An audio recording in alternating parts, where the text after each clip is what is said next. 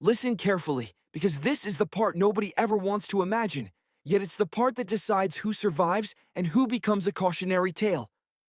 By day 3 of a total collapse, people stop pretending everything will go back to normal. The fridge is warm, the water is low, the phone is a useless brick, and the tiny voice that whispers, "Someone will fix this," goes completely silent. That's when the real shift begins, not in society, but inside the human mind. Here's the thing, humans have a psychological timer.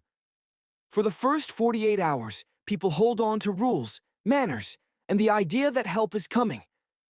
But around the 72-hour mark, the brain switches from social conditioning to primal survival mode. It's biology, pure and simple. Glucose drops, cortisol spikes, the prefrontal cortex takes a back seat, and the amygdala, the fear center, grabs the steering wheel. That's why someone who was polite on day 1 can look like a completely different creature by day 3. The brain stops asking what's right and starts asking what gets me food.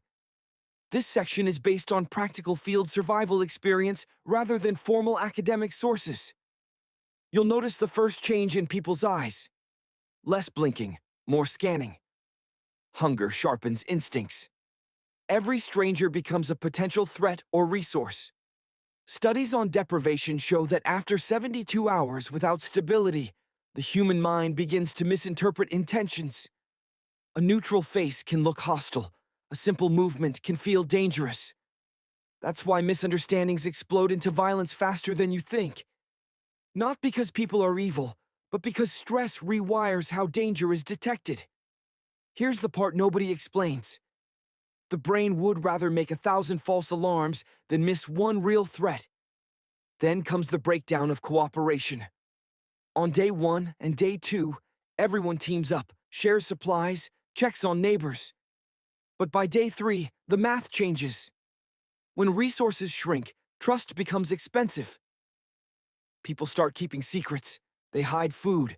They lie about what they have left. Even family dynamics stretch under the pressure because the instinct to protect me and mine becomes brutally strong. That's not cruelty. It's evolutionary programming.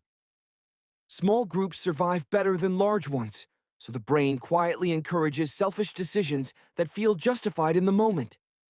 Another shift, territorial behavior. You'll see people defend their space, their bag, even their trash like it's gold. That's because ownership creates psychological safety. If someone threatens your only resource, your brain reacts the same way it would to a physical attack. That's exactly why looting starts, not always out of greed, but out of panic. People take before someone else can take from them.